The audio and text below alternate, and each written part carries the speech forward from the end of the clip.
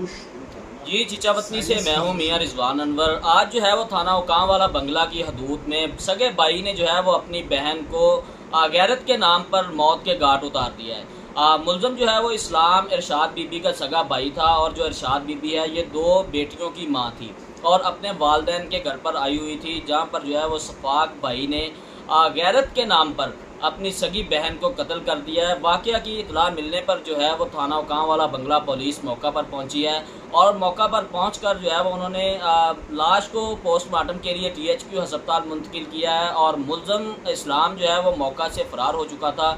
ASP circle हाफिज़ मुआज़ुर रहमान की सरबराही में जो है वो टीमें तश्कील दी गई, जिस पर उन्होंने कलील वक़्त में मुलज़म को जो है वो गिरफ़्तार कर लिया है।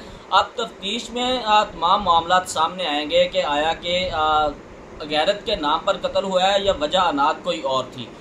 इस पर जो भी अपडेट आएगी हम अपने नाजरीन को आगाह करेंगे और मुलज़म जो है वो गिरफ़्तार हो चुका है और पुलिस की हिरासत में है। जी।